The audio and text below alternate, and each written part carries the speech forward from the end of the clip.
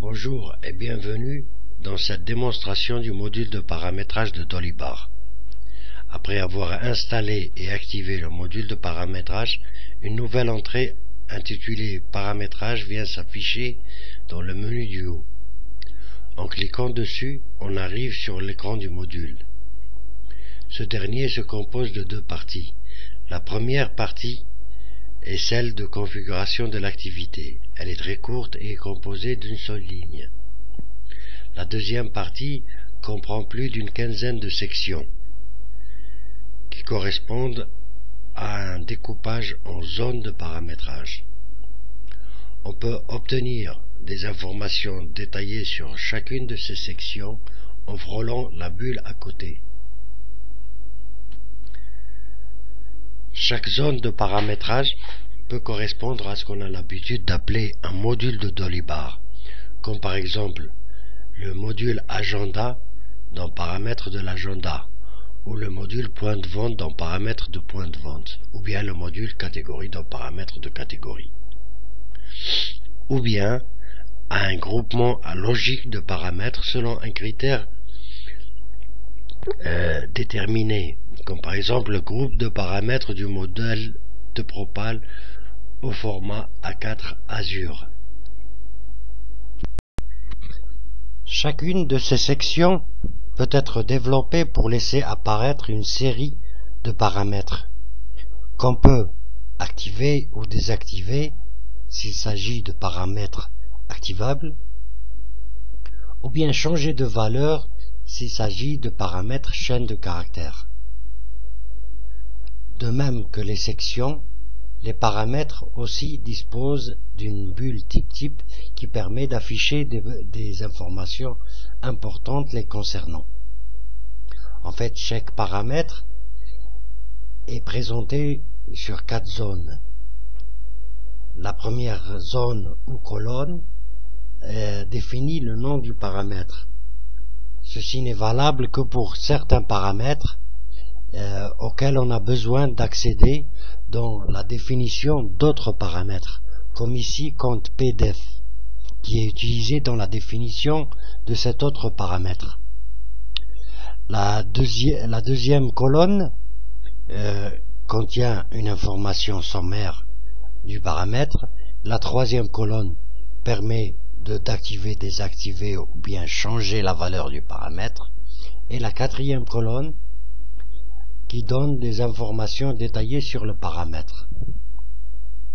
La plupart de ces paramètres ne peuvent être modifiés que dans cette page. Cependant, certaines pages de Dolibar intègrent la possibilité de changer des paramètres de certaines sections, comme dans la page d'édition de la facture, qu'on verra plus tard. Essayons maintenant de faire un petit test. Choisissons de changer un paramètre et de voir l'effet sur le fonctionnement de Dolibar. Pour cela, ouvrons une facture.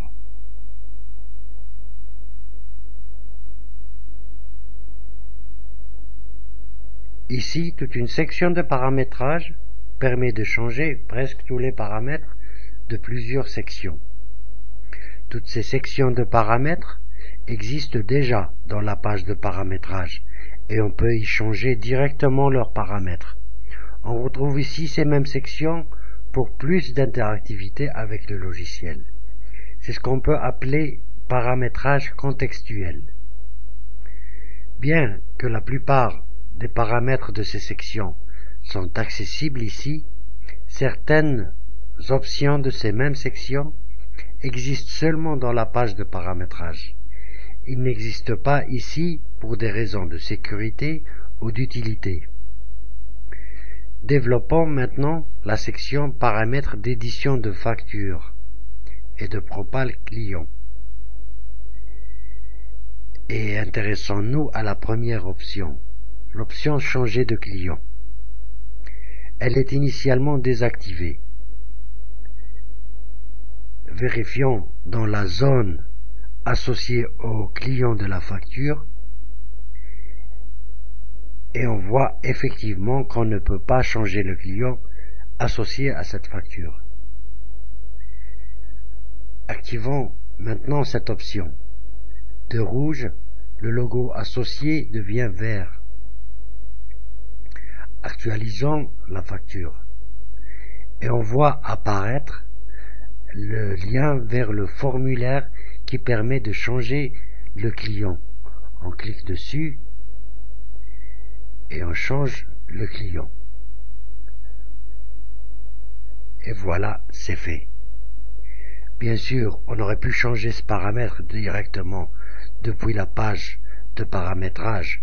Ce qu'il y a, c'est qu'à cet endroit, c'est plus interactif et on peut voir le résultat immédiatement. Revenons maintenant à la première partie de la page de paramétrage, la zone de l'activité. Chaque client ou entreprise a sa configuration de paramètres enregistrée sous l'activité ou configuration nommée originale. Il peut changer de configuration en chargeant les paramètres pour une autre activité. Les entreprises chez qui j'ai eu à intégrer Dolibar, j'ai identifié 4 types d'activités. Commerce de gros, équilibrage parallélisme de véhicules automobiles avec vente de détail, équilibrage parallélisme avec vente en gros, activité de location de salles de fête. Pour chacune de ces activités, j'ai enregistré des valeurs de paramètres. Par exemple, pour l'activité de salle de fête, la plupart des paramètres de l'agenda sont activés. Et pour l'activité de vente de détail, c'est la plupart des paramètres du point de vente qui sont activés. Pour voir ceci, partons de notre activité d'origine et examinons le contenu de la section des paramètres de l'agenda et le contenu de la section des paramètres du point de vente. On voit que tous les paramètres sont désactivés. Passons maintenant à l'activité de vente de détail. On réinitialise l'activité.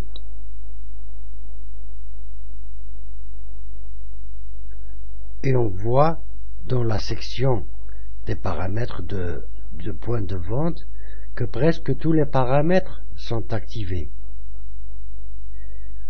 Si on choisit l'activité de salle de fête, réinitialiser activité, on vérifie que presque tous les paramètres de l'agenda sont activés. Revenons maintenant à notre activité d'origine.